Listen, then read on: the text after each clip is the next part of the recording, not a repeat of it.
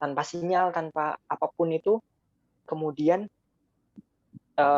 yang penting nantinya kita bisa dapat PPG, bisa dapat sertifikat pendidik dan lain sebagainya. Dari pengalaman STM3T tentunya ya. Tapi ada maksud tertentu bahwa kita sebenarnya ingin mengambil PPG. Nah, mungkin ada dari beberapa teman-teman yang bertanya, apa sih sebenarnya PPG dan kenapa sih kita harus PPG? Ibaratnya kita kan udah keguruan nih, kita udah pendidikan nih. Kenapa tetap harus ada PPG? Apa yang membedakan dengan saat ini saya kuliah? Toh juga mungkin materinya sama, atau mungkin bahannya sama. Apa yang membedakan PPG sama enggak, dan lain sebagainya. Atau bahkan ada teman-teman juga yang dulu sama pemikiran kayak saya, nah terus kita ngapain kuliah pendidikan kalau harus kuliah lagi yang namanya PPG? Kemudian ribet amat sih harus PPG segala, nanti bayar lagi, berapa biayanya? Ada banyak pertanyaan yang mungkin membuat kita kayak, PPG ini bikin rumit, atau bahkan, kenapa sih dulu jadi ngambil guru dan sebagainya gitu kan. Ada berbagai benak pertanyaan di dalam diri kita yang membuat kita ragu. Tapi teman-teman harus tahu bahwa kita sebagai calon guru, saya sebut kalian juga calon guru karena kalian mengambil pendidikan ya. Kalau tidak melenceng nantinya, tentunya diarahkan menjadi calon guru. Jadi kalau tidak melenceng, kalian sebagai calon guru diharapkan bisa menjadi guru yang profesional. Nah, kita beruntungnya guru itu sudah diakui juga sebagai salah satu profesi, dan syaratnya ketika kamu mau diakui sebagai profesi tentu harus ada yang namanya sebuah pembuktian. Nah, pembuktian itu dengan cara kamu mendapatkan sertifikat pendidik. Ketika kamu belum punya sertifikat pendidik, maka kamu belum diakui sebagai seorang guru profesional. Seperti itu, teman-teman. Nah, itu kenapa kita harus mengambil PPG. Dan kalau tanya apa bedanya, apa ya Pak bedanya? Mungkin kalau Aku nggak pendidikan ngerti deh bedanya loh, Mas. kalau pendidikan S1, S2, S3 itu kan jalurnya ke pendidikan akademik, ya nggak ya Pak? Kalau PPG itu mungkin jalurnya ke pendidikan profesi kali ya Pak? Iya, Untuk profesi. Dia kalau di KKNI itu level, Anda itu kan S1 itu kan level 6. Kalau profesi itu level 7, S2 itu 8, S3 itu level 9. Kita punya 9 jenjang KKNI. Nah, Ini begitu Pras teman-teman. masuk, nggak tahu apakah sudah mendengar belum, Pras? Ade? Halo, Assalamualaikum. Waalaikumsalam. Nah, ini Udah teman masuk, Pak? sudah masuk. Oke, aman ya, Nong Subang ya? Oh, alhamdulillah. Oh, berarti sekali nyandak tentriki, Pak. Aman, Pak. Ya, ya sudah. Ini Ben. Tentriki, Pak. Terima kasih ya Mas Pras sudah bergabung. Ini biar Niko cerita dulu merampungkan, nanti kamu nambahi ya. Pulau betul sana Mbak Imawan, Niko Mawan betul napa-napa. Pak D, ini harusnya kamu Pak D. Ya terus ke Niko. Oke. Nah, jadi itu tadi yang membedakan teman-teman. Kemudian enaknya kita karena udah diakui sebagai profesi, maka kita setara kayak kalau teman-teman tahu apoteker tuh harus ngambil profesi, kemudian advokat juga harus ngambil profesi, akuntan harus mengambil profesi, perawat tuh harus mengambil profesi. Bahkan mereka tuh nggak bisa kerja kalau belum ada sertifikat profesinya. Nah, guru nantinya diharapkan juga seperti itu. Nggak akan bisa kerja kalau nggak punya sertifikat profesi atau sertifikat pendidik tadi. Kalau kalian belum profesional. Karena kan kalau di S1 biasa mungkin kan kita dapatnya 50 pendidikan, 50 ke profesional sosiologi kita nih, teman-teman. Kalau di PPG itu lebih ke semuanya, kayaknya semuanya ya Pak, full benar-benar pendidikan kita ya kayak digembleng habis-habisan. Untuk pedagogi kita benar-benar digembleng habis-habisan. Kalau saya sama Mas Pras atau Pak D, itu bahkan kita kuliah dari jam 7 pagi teman-teman, sampai jam 5 sore atau setengah 5 sore. Istirahat dari jam 12 sampai jam 1. Setiap Saya hari ya? bayangin, setiap hari sampai Selama dengan 6 hari bulan? Jumat. Selama 6 bulan? 6 bulan, ya benar Pak. Selama 6 bulan. Dan itu mending kalau udah selesai di setengah 5 sore ya teman-teman.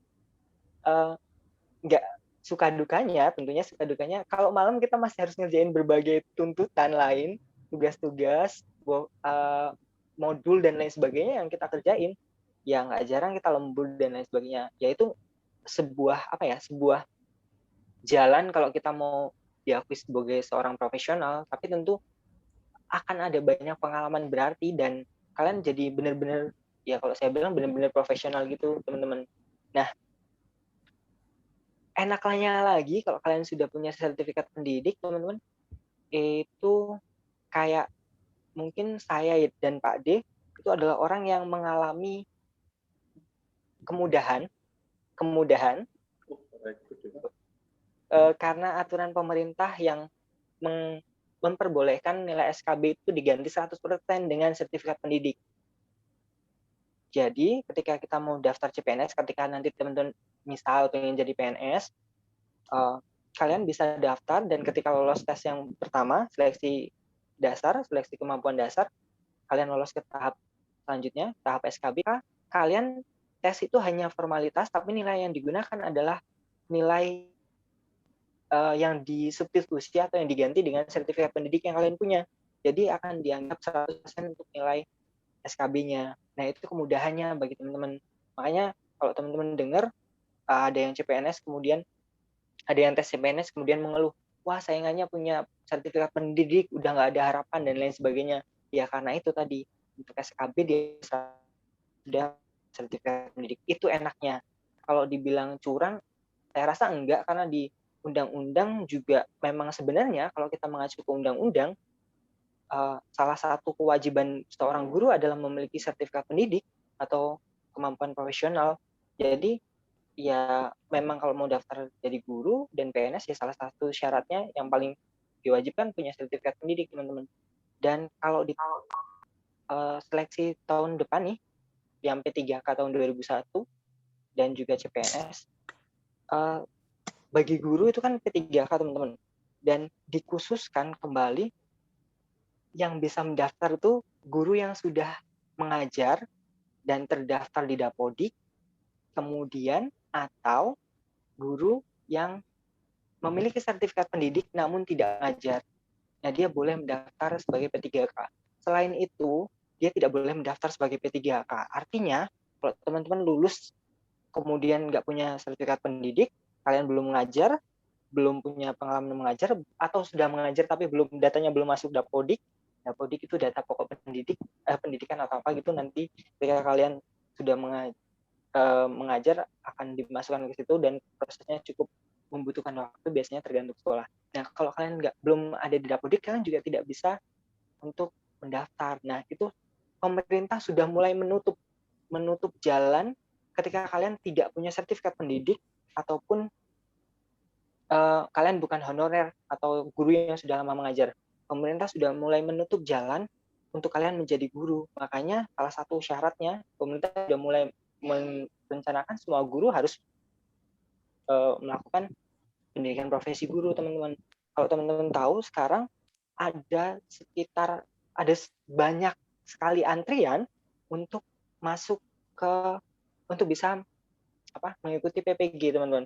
Saya nggak tahu Pak Grendi, kalau dulu kan di zaman beberapa tahun yang lalu kita pernah digembleng akan dibuka untuk jalur PPG mandiri yang dibuka oleh universitas ya Pak. Yeah. Nah, tapi kemarin saya nggak tahu itu bagaimana sih Pak kelanjutannya. Nah, karena setahu saya untuk PPG sampai dengan saat ini, kalau mau ikut ya kamu harus daftar dulu ke kementerian, kemudian harus menunggu prosesnya karena banyak sekali daftar tunggu guru-guru yang ingin ikut PPG. Ada mungkin kalau tidak salah mungkin data yang masuk yang bisa PPG itu terakhir itu tahun 2017. Artinya masih ada antrian beberapa tahun sampai dengan sekarang yang belum bisa mengikuti PPG karena keterbatasan LPTK, karena keterbatasan yang lain-lain. Jadi ketika ada kesempatan kalian bisa mengikuti PPG, saran saya diambil. Kita bicara realistis, secara penting PPG itu apa sih? Ya kalau boleh saya ngomong, percuma kita ngomong PPG itu penting, tapi kalau itu nggak penting buat kita, itu nggak, ya realistis aja, kita logika aja, kita mengejar sesuatu yang kita butuhkan nantinya. Nah, saya menyampaikan ke kalian apa yang nantinya nggak bisa kita dapatkan ketika kita mendapatkan sertifikat pendidik. Yang pertama tadi itu, kemudahan dalam berbagai hal, menjadi PNS bisa lebih dipermudah, punya gelar profesional dibuktikan dengan sertifikat pendidik, kemudian juga kadang ada namanya seleksi SILN atau sekolah Indonesia yang berada di luar negeri, salah satu syaratnya juga harus mempunyai sertifikat pendidik nih teman-teman. Kalau teman-teman sudah punya, nanti ada lowongan itu, kalian bisa mengajar di sekolah Indonesia, di luar negeri, Malaysia, Singapura, dan lain sebagainya. Nah, biasanya salah satu syaratnya memiliki sertifikat pendidik. Dan yang terakhir tentunya kalau kalian sudah punya sertifikat pendidik dan sudah mengajar, maka kalian akan mendapatkan yang namanya ya sertifikasi atau tunjangan profesional gitulah. Jadi nilainya sebesar 1 kali gaji. Itu teman-teman, itu kita berbicara secara realistis, dan ya itu karena kalau apa sih keuntungannya buat saya? Ya saya bilang ke kalian keuntungannya itu. Kalau kalian nggak punya sertifikat pendidik, kalian nggak dapat 1 kali gaji tadi. Ya, itu realistis kita.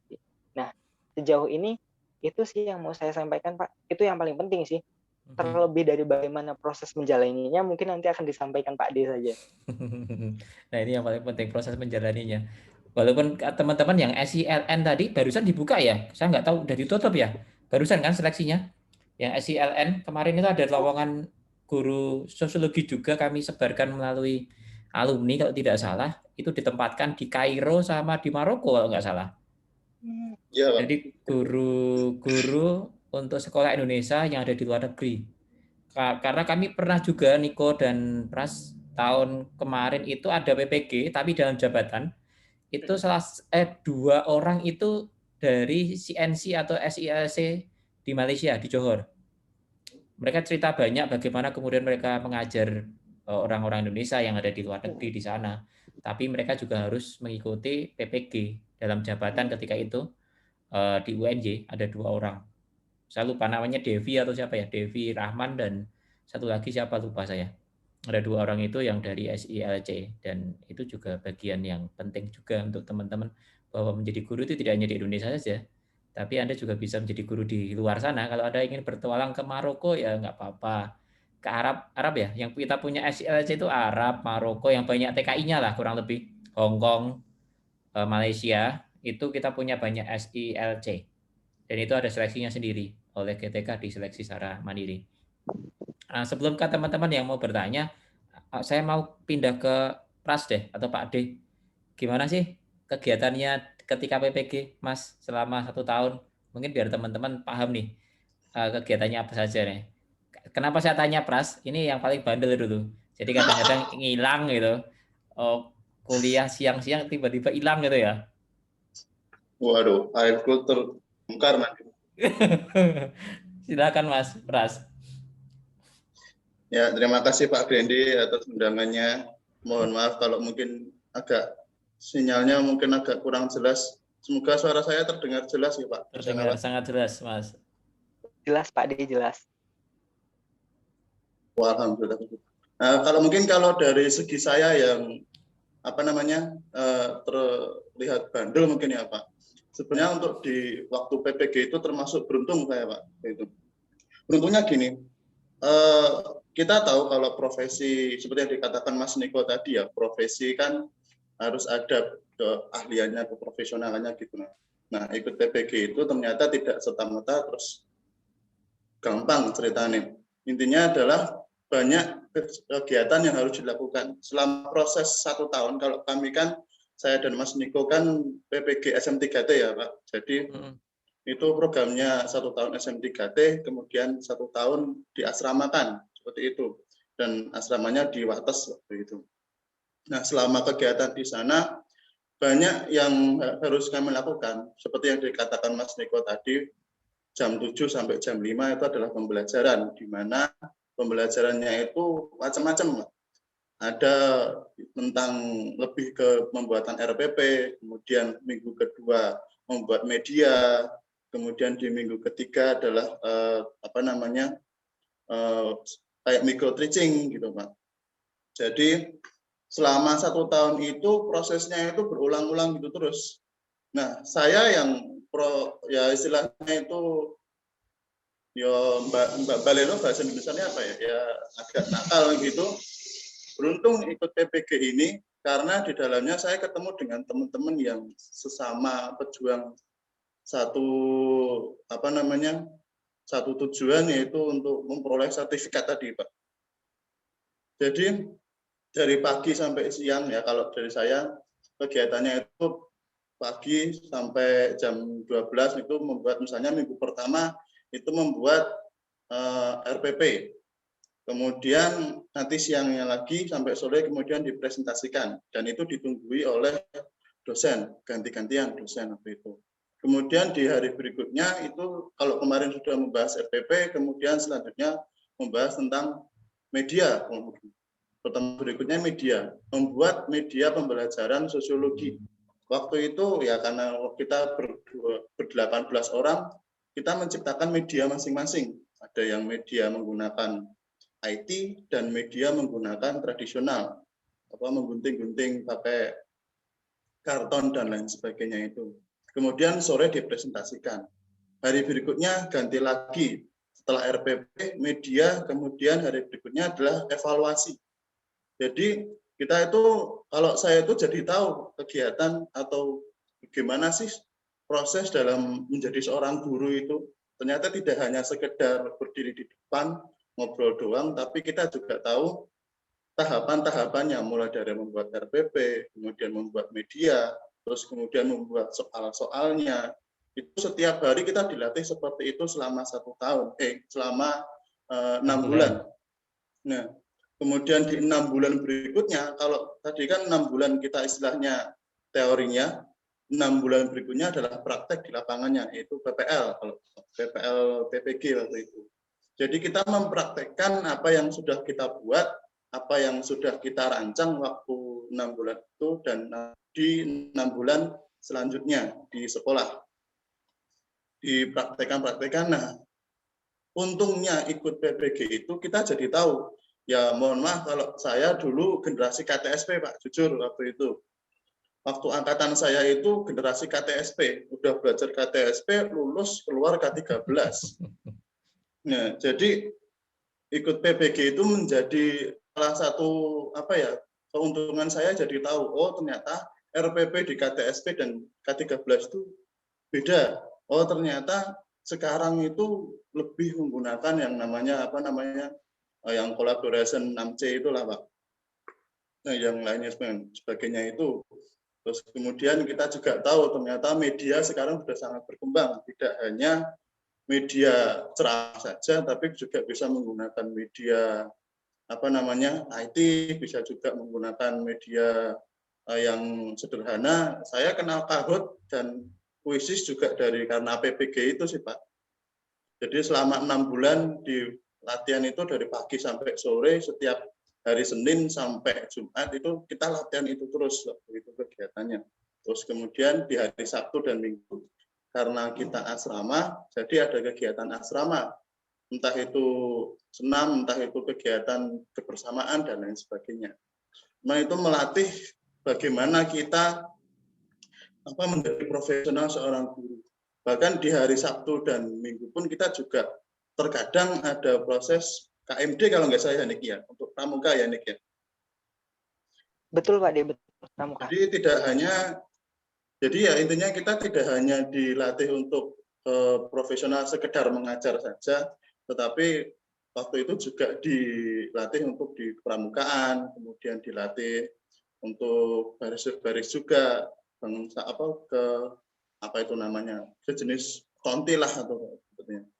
Nah, jadi itu menjadi nilai plus untuk kami yang itu ikut PPG waktu itu. Nggak tahu kalau yang sekarang, kalau PPG Daljab prosesnya beda, tapi secara keseluruhan intinya adalah kita dalam PPG itu mempelajari hal-hal baru. Terutama kalau saya sangat beruntung tadi, kita ketemu sama teman-teman. Sedikit cerita sih, kalau PPG yang kami, yang kita sosiologi ini dan yang mapel jurusan lain itu beda Pak.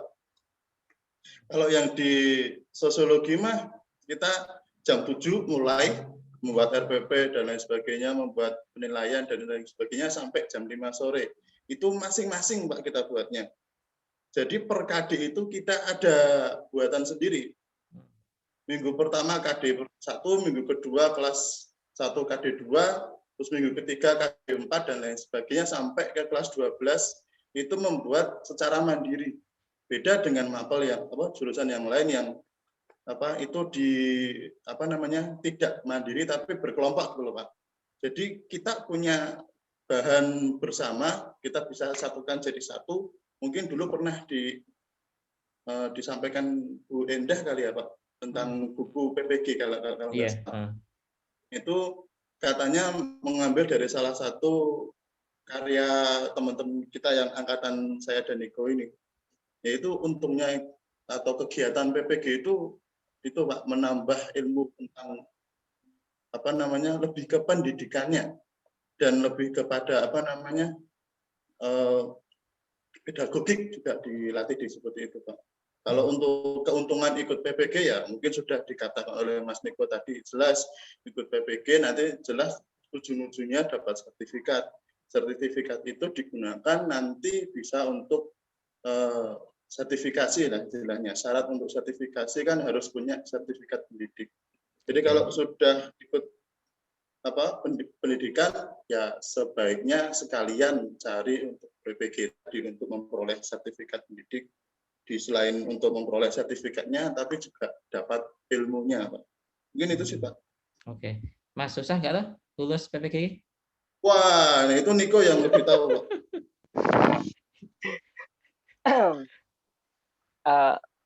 Gimana ya, Di?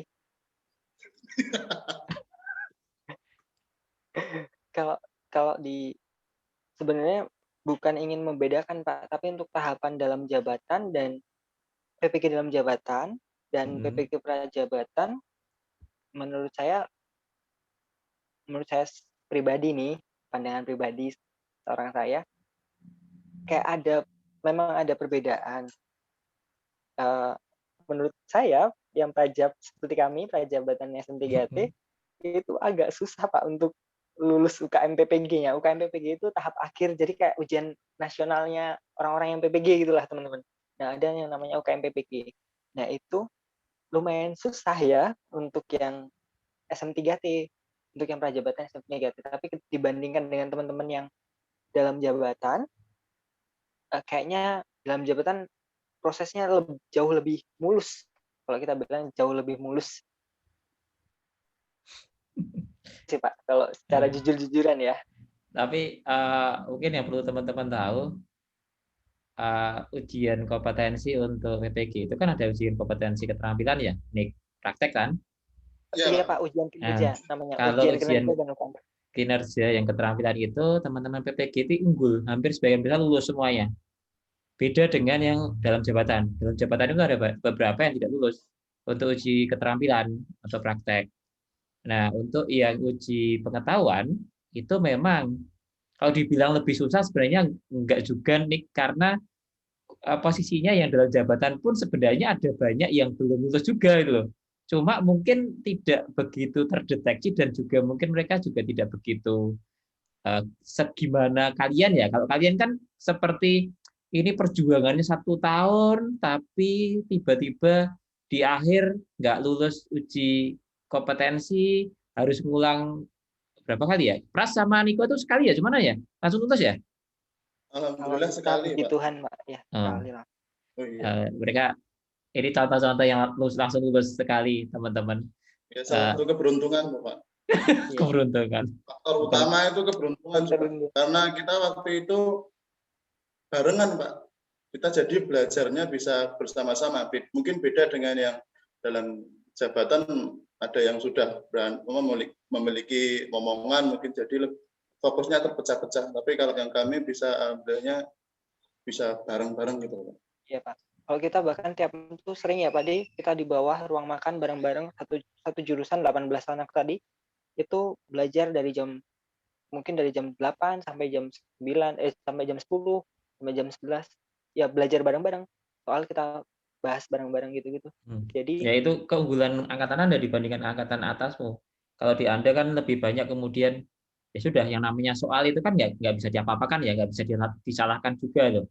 Kalau angkatanmu itu kalian bisa menerima itu, tapi kalau angkatan yang atasmu sebelumnya itu masih banyak yang kemudian mempermasalahkan soalnya gitu. Gitu. Mungkin kita tanya dulu ya, minta teman-teman kalau ada yang mau bertanya, silakan. Silakan kalau mau bertanya kepada Niko. Jangan tanya saya. Silakan, Mbak Mas. Ayo tanyalah. yang Anda galaukan itu? Semester berapa tuh Pak teman-teman ini? 4. Semester 4. KKN ya Pak tadi Pak? Yo masih 1 tahun lagi kalau KKN. Oh. Wah, pas suara kuliah kali ya. Saya ngajar kok ya kuliah. Silahkan teman-teman kalau ada yang mau bertanya. Ya, Pak. Yuk silakan Mas. Sama ya? Saya Puja. Oh Puja. Yuk Puja. Ya. Dari tadi kan itu kan kalau misal gini Mas, ketika kita prajabatan itu kan kayak yang tadi dibilang itu kayak antriannya panjang atau mungkin bisa pas kita lulus itu nggak dibuka. Nah, itu kan kita cari yang honorer. Nah, kalau misal kita cari honorer itu yang biar kita tahu bahwa kita bakal didaftarkan ke Dapodik atau enggak, itu mungkin bisa dijawab. Jadi ya gimana sih kita bisa tahu kalau honorer di sana tuh didaftarkan, di sana enggak gitu. Tapi beberapa emang ada yang enggak didaftarkan kayak gitu. Silakan kita prasi kita saya jawab malan. Wah. Karena Niko belum masuk sekolah lagi, DEJ daring terus. Untuk Mas Puja ya tadi ya. Sebenarnya gini Mas, untuk masalah kita bisa tahu nanti di sekolah ini didaftar atau enggak, kalau dari saya sarankan terserah Masnya mau pilih sekolah mana, tapi pilih sekolah yang jangan terlalu istilahnya ambil sekolah yang bisa menerima honorer dengan lapang dada Mas. Satu, karena kadang ada yang sekolah itu menerima honorer itu enggak lapang dada. Nah, untuk masalah maksudnya piye? Pak, kadang loh Pak sing sekolah niku ketika kita udah mau daftar honorer tapi dia dikucilkan gitu loh Pak. Atau misalnya kayak pengalaman saya lah dulu waktu di SMA 17 Pak. 17 itu honorer di sana juga sekolahnya ya mohon maaf bukan sekolah yang menengah, bukan sekolah yang menengah ke bawah, tapi memang sekolah yang di bawah gitu kan susah Pak untuk perkara Dapodik. Jadi cari sekolah yang memang bisa menerima honorer. Kalau saran saya nggak tahu untuk yang negeri gimana ya Pak, tapi biasanya honorer lebih carinya ke yang swasta. Karena saya juga pengalaman di Muhammadiyah, di SMA Muhammadiyah di Gunung Kidul waktu itu saya daftar di sana. Kalau masalah Dapodik itu kejar si operatornya. Ya, yang penting sekolahnya itu administrasinya bagus. Satu, nah maksudnya itu Pak, ngomongnya Pak. Yang penting secara administrasinya itu bagus. Kejar operatornya, Pak, minta tolong saya dimasukkan ke Dapodik. Mungkin ada yang bilang untuk yang swasta harus minimal 2 tahun. Itu enggak. Untuk yang di Muhammadiyah itu enggak harus 2 tahun, teman-teman bisa masuk ke Dapodik.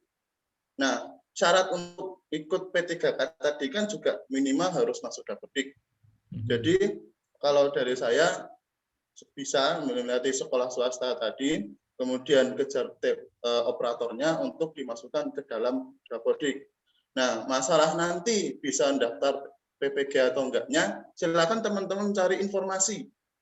Jangan hanya mengandalkan si operatornya saja. Silakan coba cari informasi nanti data dulunya gimana. Karena ada teman saya juga yang waktu di SMA di Gunung Kidul itu, Muhammadiyah Gunung Kidul itu, beliau juga bisa PPG. Dia cari informasi dan kalau nggak salah dia juga dapat beasiswa dari Daljab gitu Pak kalau nggak salah. Saya lupa sistemnya apa, tapi bisa. Dan itu koordinasi dengan operator nanti bisa didaftarkan, nanti juga bisa mengambil cuti selama PPG Daljab itu berlangsung. Nah, untuk masalah berapa lamanya harus di Dapodik mah ya, yang penting ya tadi sih Pak, kejar si operatornya tadi sih Pak, kalau dari saya. Untuk mendaftarnya di Dapodik kan, Mas? Iya, untuk di Dapodiknya. Tapi gitu, Pak. Kalau sudah terdaftar di Dapodik, untuk kemudian bisa ikut PPG, itu sekarang tidak mengutamakan masa jabatan atau masa kerja, tapi lebih kepada kan kalau mau PPG dalam jabatan itu ada uji kompetensi terlebih dahulu, uji kompetensi guru.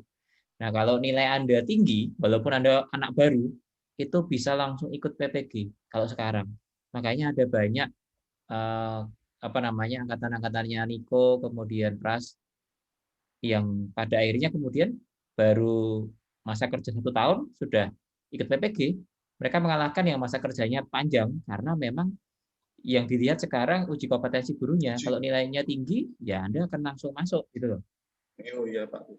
Itu yang sekarang, Mas dan Mbak. Jadi tidak mengutamakan yang masa kerja lagi. Gitu.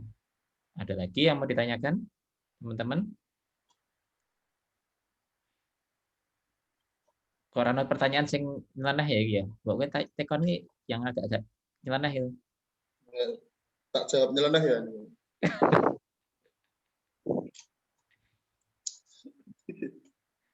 Ada bedanya nggak Niko sama Pras? Anda merasakan PPG Anda yang sudah Anda lakukan itu ketika hari ini Anda jadi guru itu? Maksudnya Pak, gimana? Maksudnya gimana Pak? Bedanya gimana? Maksudnya dengan Anda ikut PPG itu apakah memberi kontribusi yang cukup signifikan dengan profesi Anda sekarang? Kebetulan kan Anda jadi guru ya. Kalau Dibandingkan saya katakanlah misalnya teman Anda kan Anda bisa membandingkan ya dengan teman Anda yang tidak ikut PPG gitu, yang sama-sama kemarin itu lolos PNS kan ada beberapa kan teman angkatanmu yang enggak PPG yang lolos? Iya Pak, ada. banyak Pak. Banyak. Oh. Piye. Terserah Niko dhisik apa Pras iki. Kalian pada saling menunggu. Apa enggak mudeng maksudnya Pak Grindi gitu ya? Ada sih Pak. Kalau dari saya kayaknya ada deh. Kayaknya ya Pak.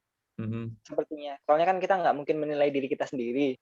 Jadi saya menggunakan kayaknya ada. Soalnya kan kalau kita berbicara pengalaman tentu berbeda antara yang sudah PPG dan yang belum Pak. Kemudian ibaratnya kalau kita belum PPG, kita mengajar mungkin ibaratnya kalau kita sekolah deh, kuliah S1, kita ngajar itu saat PPL. Tapi ketika kita PPG, kita juga PPL lagi kan Pak, dengan jangka waktu yang jauh lebih panjang. Nah, apa bedanya gue, Mas? Kamu bisa ceritakan nggak bedanya PPL S1 dengan PPL PPG apa? Kalau dulu saat PPL S1 di tahun saya Pak, tahun saya mungkin berbeda dengan tahun Pak Ade, di tahun saya itu hanya 1 bulan PPL-nya.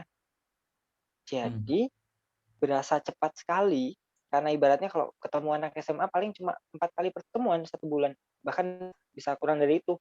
4 kali pertemuan itu kan menurut saya tidak memberikan sesuatu yang berharga sekali, tidak memberikan sebuah pengalaman yang sangat berharga karena jangka waktunya terlalu singkat. Ya oke, kita pengalaman mengajar langsung tapi masih terlalu singkat waktunya. Jadi kita belum bisa mengkorek banyak hal. Tetapi ketika di PPG jangka waktu kita kan sangat banyak. Ketika itu kita PPG berapa bulan ya Pak Ade? 6 bulan. 6 bulan. Nah, 6 bulan itu kan jangka waktu yang sangat lama untuk kita belajar banyak hal, mengulik banyak hal. Kita juga bisa belajar dari sekolah. Karena kita biasanya kalau PPG itu kan dapatnya juga sekolah-sekolah yang boleh dibilang dipilih kan Pak ibaratnya. Dibandingkan S1 biasanya kalau PPG itu juga ada perlakuan khusus dari gurunya. Kamu dapat mana, Niko? SMA 1 Bantul, Pak. SMA 1 Bantul dengan Pras? Di Sedayu, Pak. SMA 1 Sedayu. Ini jangan-jangan ada muridmu gini. Hah? Ya, dari mana, Pak? Ya, ini kan ada anak-anak Sedayu sama anak SMA 1 Bantul. Jangan-jangan ya kan, pas kamu PPG itu mereka murid kamu? Enggak, Pak. Usia saya sama teman-teman sama. Yang nggak mungkin ketemu. Mungkin lah ya. Kamu PPG tahun berapa? PPG tahun 2018. Nah, ya bener kan mereka masih SMA 2018. Pras? Kayaknya ada yang dari Sedayu ya ini ya di sini ya. Saya nggak tahu, mungkin dulu itu diajar sama Pras.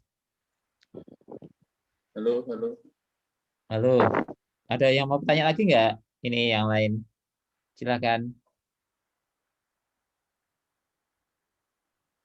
Pras, kalau pagi itu atau Niko kalau pagi itu Anda pasti senam dulu nggak sih kalau pagi kalau di asrama? Nggak setiap hari sih Pak. Hmm. Kita hanya hari apa sih Pak De? Minggu ya? Minggu atau Sabtu itu pasti sih.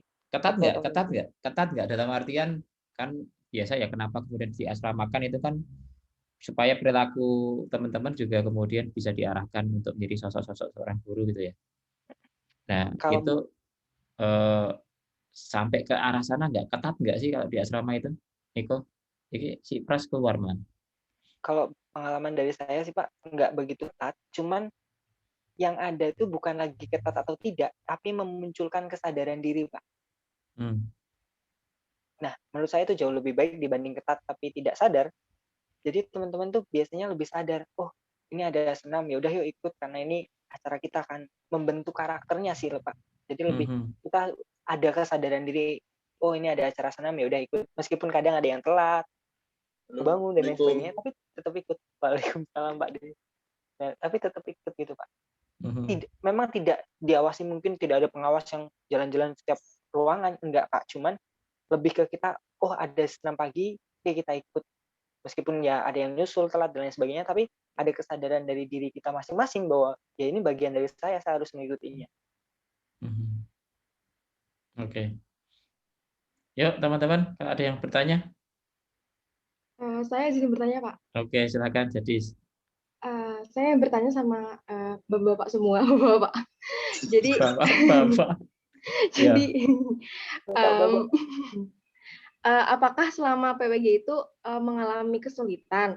Kemudian kan tadi kan dari Pak Pras sendiri kan bilang ya kalau lulus PWG itu kan kemudian kurikulumnya berubah jika 13.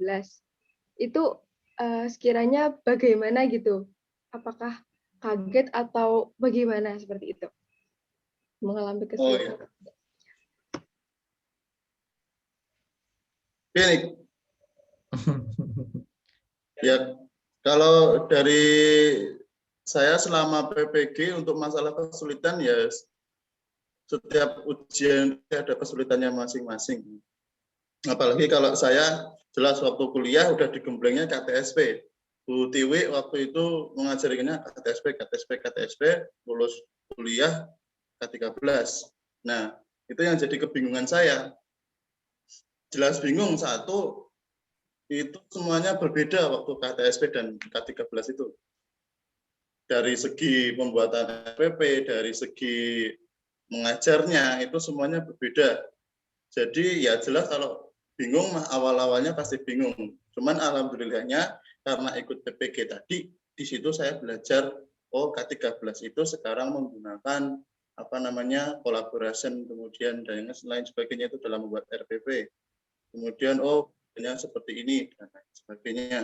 Itu jadi bahan belajar saya untuk mempelajari K13 tadi. Nah, terus untuk kedepannya selama PPG tadi ya karena kita bareng-bareng, jadi kita bisa tahu, oh ternyata kan waktu PPG tidak hanya dari UNY saja, tapi dari ada kampus lain waktu itu. Jadi kita bisa tahu, oh cara mengajar di kampus sana itu seperti ini. Cara mengajar di kampus kita mungkin karena waktu itu dengan UNS yang notabene-nya tidak hanya sosiologi tapi sosio-antro juga, mereka lebih kuat di ranah misalnya antropologinya. Jadi kita bisa sharing itu selama di PPG itu. Jadi kita bisa tahu oh K13 ngajarnya gimana, teman-teman cara mengajarnya bagaimana, kan tidak hanya yang lain. Jadi satu nambah ilmu, yang kedua tadi dari yang awalnya simpenan di file saya itu KTSP semua karena teman-teman itu juga belajar ke-13 bareng, ya saya jadi punya file simpenan untuk yang K13 tadi cara ngajarnya dari teman-teman yang lain. Untuk masalah SOP ya awalnya SOP tapi lama-lama alhamdulillah bisa mengikuti dengan lancar, yaitu karena ikut PPG tadi. Itu sih pengalaman dari saya. Kesulitannya apa Mas di TK ini Jadis dong? Kesulitannya di bidang apanya masalahnya? Iya, kesulitan selama kamu mengikuti PPG itu ada kesulitan nggak? Kalau ya itu tadi Pak, kesulitan satu, saya awalnya nggak tahu K13. Kemudian dari ikut PPG jadi tahu sulit apa, jadi mudah tahu gitu loh Pak. Yang jelas itu kesulitannya satu. Yang kedua, kesulitannya itu apa namanya, kalau selama PPG mah ya proses mengikutinya. Kalau jujur kalau saya itu nggak bisa dalam media pembelajaran, terutama media yang non IT. Pak Gredi tahu sendiri, selama satu PPG saya cuma buat satu kali apa namanya yang media non IT, yang lainnya pakai macam-macam. Saya cuma satu Palizo doang. Pertemuan pertama Palizo, kedua Palizo lagi. Ya kan, itu kesulitan saya karena saya lemah di media tadi. Tapi untuk ujian, semisalnya UTN UKIN, alhamdulillahnya bisa mengikuti. UTN itu ya lumayan sulit sih Pak, cuman ya karena ada teman-teman tadi ya alhamdulillah bisa lancar gitu sih Pak kalau saya. Jadi itu kelebihannya di asrama ya dibandingkan dengan yang lain ya kayaknya. Iya sih Pak menurut saya Pak.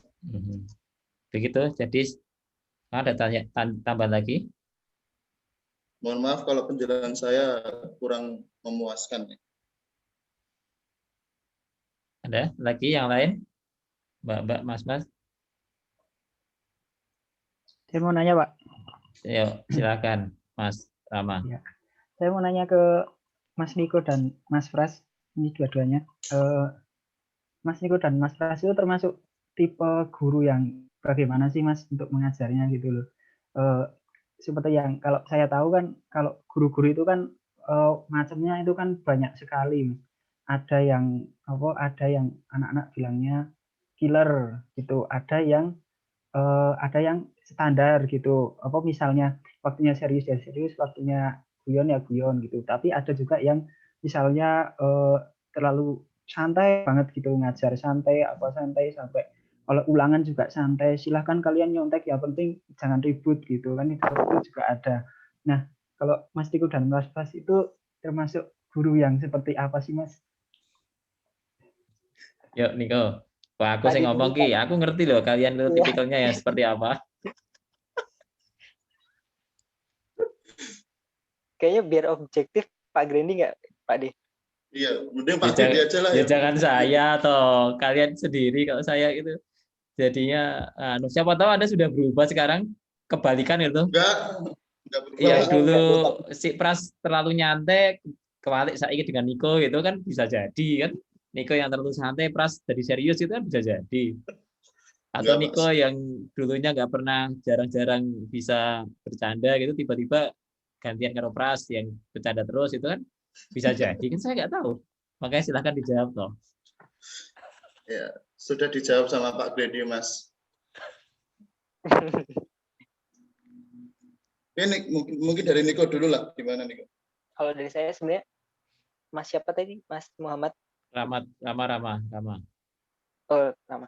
Ya Mas Rama. Sebenarnya biasanya kalau karakter seorang itu kan membawa dia ke ngajarnya gimana. Kalau Pak D mungkin orangnya lebih ke dibawa dengan humor, jadi belajarnya dibawa dengan humor. Kalau saya pribadi sejauh ini gaya belajarnya juga berusaha untuk santai tapi juga serius, jadi santai dan serius digabungin, karena kalau serius terus tapi kayaknya sejauh yang saya tahu ya Mas, kebanyakan guru sosiologi itu adalah guru yang baik, dekat dengan anak-anak dimanapun ya, dekat dengan anak-anak dan biasanya disukai dengan anak-anak, karena ya kita punya berbagai hal yang kemudian bisa memahami siswa, karakter siswa dan sebagainya.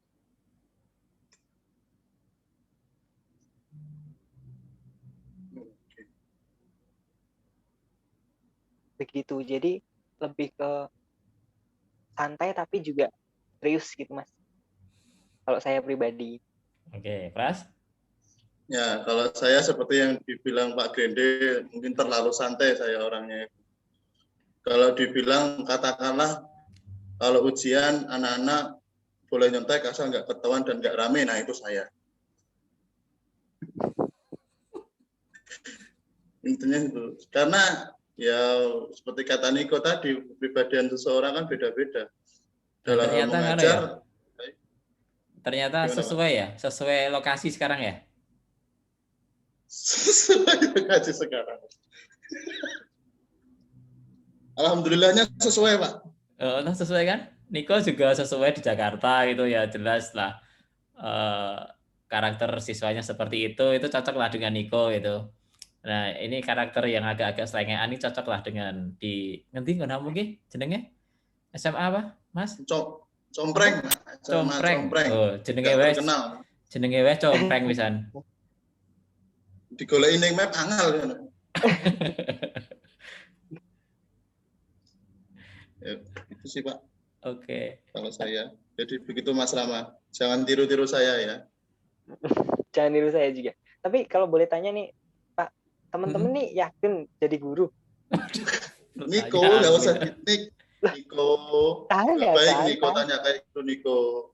Loh kan biasanya ketika sudah melalui maka yakin tidak yakin harus diyakini Pak D. Makanya ditanya lagi. Kalau belum yakin diyakini gitu Pak D. Ya udah yakin, udah masuk semester 4. Saya belum yakin, Mas. Ada yang belum yakin? Itu PR-nya Pak D. Karena banyak teman-teman saya yang juga belum yakin. Makanya Pak D sebagai seorang guru meyakini Pak D. Permasalahannya dulu Pras itu juga nggak yakin jadi guru.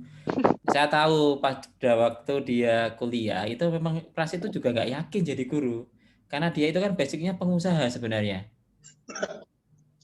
Dia kan punya banyak usaha ketika itu. Ini teman-teman saya buka nih, si Prasetya itu pengusaha dulu ketika mahasiswa. Jadi dia punya banyak lapak gitu. Sampai akhirnya kemudian kamu tuh niat nggak jadi guru. Tapi dia ikut SM3D dan SM3D itu kayaknya yang mengubah Pras ya. Agak sedikit lebih serius gitu dibandingkan dulu ketika mahasiswa. Itu kayaknya SM3D. Kamu SM3D di mana, Pras? Halo? Wah, Pras Di Aceh, Pak. nge-freeze. Di Aceh, Pak. Di mana? Di Aceh ya? Kalau Niko di mana? Kalau saya di Kepulauan Riau, Pak. Oh, di Kepulauan Riau. Di Aceh sama Kepulauan Riau. Itu mungkin teman-teman itu yang jadi apa istilahnya? Karena kita tahu ya, lama-kelamaan saya itu hafal juga dengan Anda. Kayak Puja, Rama, Jadis itu. Ini jadi nggak hafal gara-gara pandemi aja. Coba kalau nggak pandemi, saya sudah sangat hafal dengan Anda karakternya seperti apa, karena lihat Anda di kelas sing gaweane turu ya Pras biyen ki ono ngono ya Pras. Yang nggak pernah hadir ketika kuliah. Pras itu juga sering itu nggak hadir kuliah ya. Oh, hadir terus Pak saya, Pak. Itu ada kayak gitu itu, tapi sekarang kan susah mengamati Anda itu, tapi semoga aja besok bisa diamati itu kayak Pras sama Niko ini. Itu Rama, ada lagi yang mau ditanyakan yang lain? Biar pas sisa jam ya, masih 4 menit lagi. Mas, kalau misal di asrama itu misal nih nggak ada kuliah gitu, boleh keluar-keluar nggak sih? Misal kemana gitu, melipir, beli jajan. Wah, Oh, Niko itu yang paling tahu tuh. boleh. Kita juga kadang kalau asrama kan makanannya mungkin ada beberapa teman-teman yang nggak cocok atau apalah, atau pengen jajan di luar. Biasanya juga kita keluar sih, beli makan, jajan, atau sekedar refreshing lah, olahraga di luar juga bisa, ke alun-alun. Kalau dulu kita kan di asrama Wates, jadi kita ke alun-alun Wates, ya cari hiburan lah setelah penat dengan berbagai aktivitas. Jadi boleh kok keluar, enggak boleh. Kemudian dikekang di asrama, enggak kok. Bahkan makan siang itu boleh kok, asalkan ngajak dosennya keluar makan boleh. Iya, kita pernah loh minta todong waktu itu. Masih ingat Pak D, kita minta todong Pak Grandi untuk bayarin kita makan. Masih ingat saya, makan soto kita. Makan soto di depan asrama. Gak pernah nodong ya Pak Grandi yang menawarkan diri ya. Oh iya. Sudah, ada lagi yang lain? Nggak usah diceritakan lah itu. Buat cerita besok-besok. Cerita anak teman-teman mau ditraktir juga kan Pak? Kan karena nggak ketemu, jadi susah ya kalau traktir mereka itu. Ada lagi pertanyaan teman-teman? Anda nggak tanya, soalnya susah nggak uji pengetahuan itu? Susah lah. Enggak, Pak. Enggak susah, Pak. Enggak susah ya? Karena kamu langsung lolos ya? Karena ada pilihan jawabannya, Pak. Oh, Kedut sinyalnya. oke. Ada lagi pertanyaan teman-teman? Izin bertanya, Pak. Silakan, Mas Wow. Pipo. Pipo ya jeneng mungkin. Terkait kan Mas Pras sama Mas Niko kan itu ikut SM3T ya. Mungkin pengalaman istilahnya pengalaman pertama mengajar itu kan tentunya penting banget ya. Sama memberikan kesan kepada muridnya. Nah, selama SM3T itu mungkin kayak ada beberapa tantangan gitu nggak sih? Mengingatkan kalau misal yang Mas Pras atau Mas Niko yang tadi yang ke Aceh itu kan istilahnya kayak ada perbedaan ya siswanya mungkin berbeda lah dibandingkan di Jogja gitu loh. Nah, untuk mengatasi itu tuh bagaimana gitu loh, Mas? Itu aja sih, Mas, dari saya.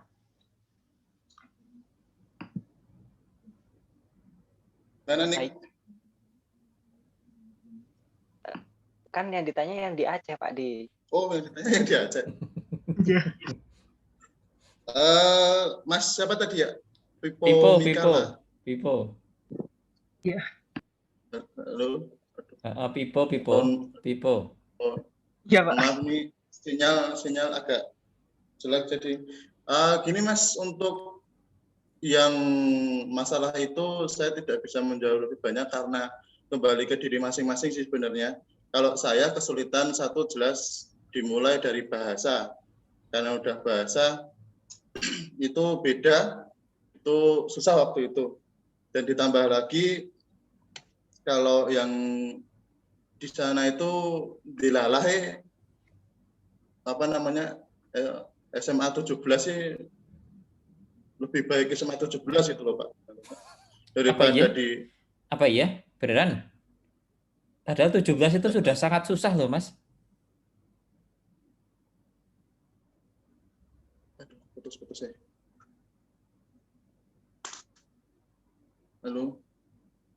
Halo, Pras? Putus-putus sinyalnya.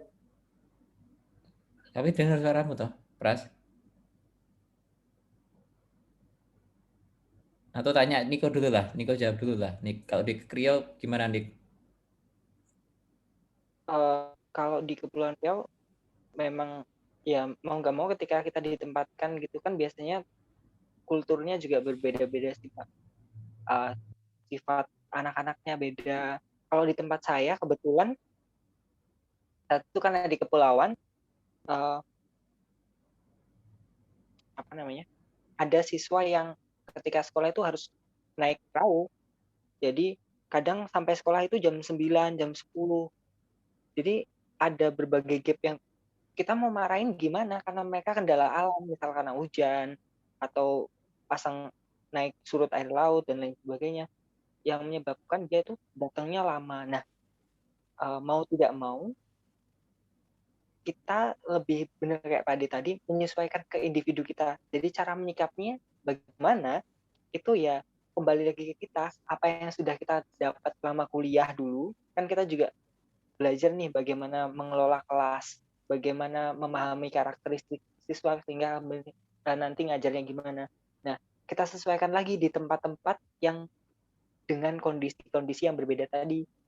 Jadi kalau anaknya telat karena kayak gitu ya cara menyikapinya gimana. Kemudian kalau anaknya yang memang susah belajar, kadang tidur di kelas, nggak dengerin guru, kita menyikapinya gimana dan lain sebagainya. Saya yakin itu bisa didapatkan dari kuliah S1 juga teman-teman sudah bisa mendapatkan itu. Karena biasanya ketika teman-teman S1 kan sudah ada praktek mengajar. Kalau dulu ketika praktek mengajar kadang-kadang dosennya iseng matiin LCD proyektor, kemudian hal-hal yang memang sengaja dibuat untuk membuat kita tuh saat ngajar, saat micro teaching itu bingung gimana cara mengatasinya dan lain sebagainya. Nah itu salah satu hal kemudian membuat nalar kita, ketika misal proyektor mati tiba-tiba apa yang harus saya lakuin nih? Saya nggak boleh mati kutu, nanti nilai saya buruk dan lain sebagainya. Nah dari hal-hal kayak gitu nanti teman-teman bisa kayak mengupgrade diri kalian, bisa tahu kalau siswanya tidur di kelas, saya baiknya gimana sih menegurnya atau membiarkan saja atau gimana. Nah, kalian bisa memahaminya itu, dan saya yakin kalian bisa dapat itu di perkuliahan. Dari teman-teman kalian, nggak hanya dari dosen ya, bisa dari teman-teman. Oke, begitu Pipo? Oh iya Pak. Makasih Oke. Mas Niko. Kamu mau nambahin nggak, Pras? Kamu udah connect lagi, Pras? 17 Pak, karena di segi satu bahasanya kita beda. Kalau di SMA 17 itu walaupun mereka anak-anak jalanan yang tatoan gitu, tapi mereka setidaknya sama guru itu mereka masih ngajeni gitu loh Pak. Dan mereka tahu bahwa itu guru saya. Kalau saya sedikit cerita, waktu masuk di SMA 17, saya nggak langsung di kelasnya, tapi ke basecamp yang di belakang, di mana teman-teman itu pada, mohon maaf, ada yang ngepel lah istilahnya di sana. Saya datangi, kita ngobrol, ayo masuk ke sekolah.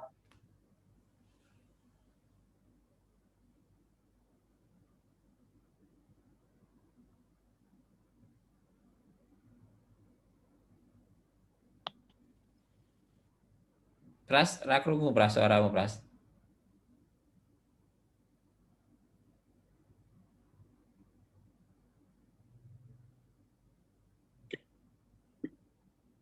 Gimana Pak, kedengeran nggak Pak? Nah, sekarang kedengaran. Oh, sekarang kedengeran. Jadi kalau tadi SMA 17 tadi saya istilahnya, mohon maaf, saya ngerokok bareng sama mereka, saya bareng-bareng, kesan pertama saya ajak mereka, saya itu teman mereka, gitu Pak. Jadi mereka mau untuk ke sekolah. Gitu. Beda dengan yang di teman-teman Aceh itu kesulitannya, satu beda bahasa,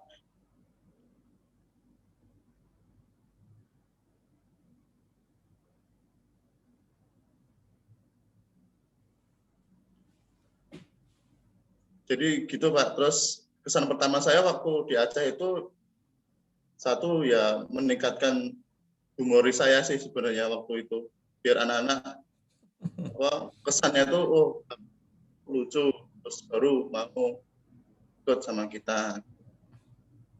Oke. Cara pendekatannya beda lah intinya. Oke. Terima kasih Mas Niko dan Mas Pras atas berbagi malam ini, hari Selasa malam. Tidak mengganggu kesibukan Anda, tapi yang jelas semoga aja bisa memberikan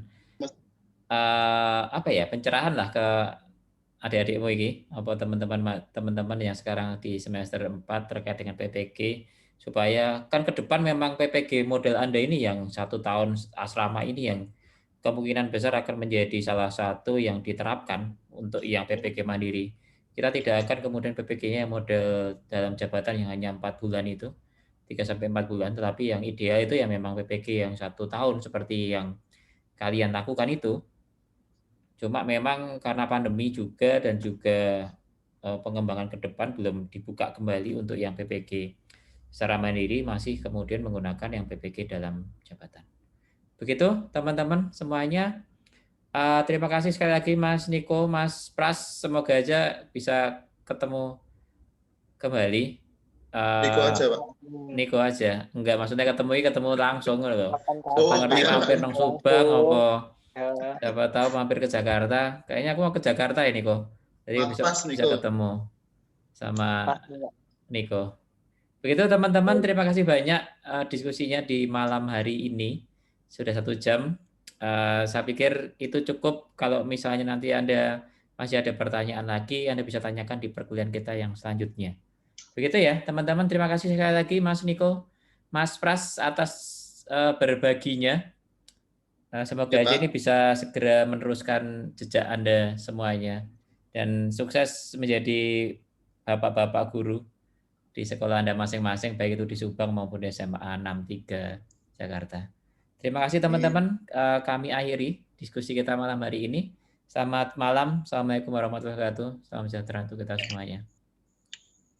Thank you, Niko.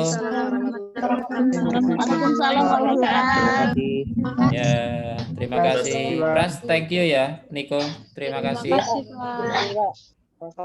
Oke, terima kasih banyak.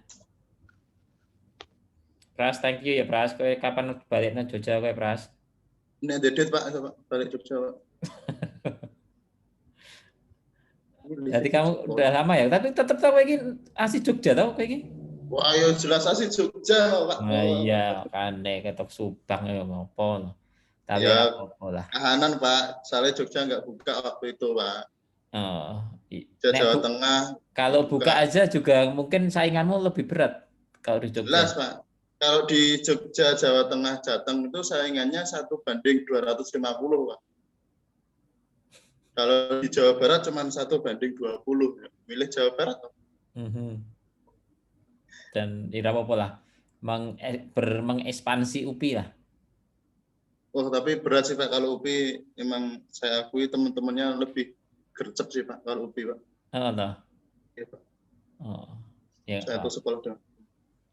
Ya udah, sip lah. Iya Pak. Gitu ya. Terima kasih Pak. Oke, thank you terima kasih, Pak. semuanya ya.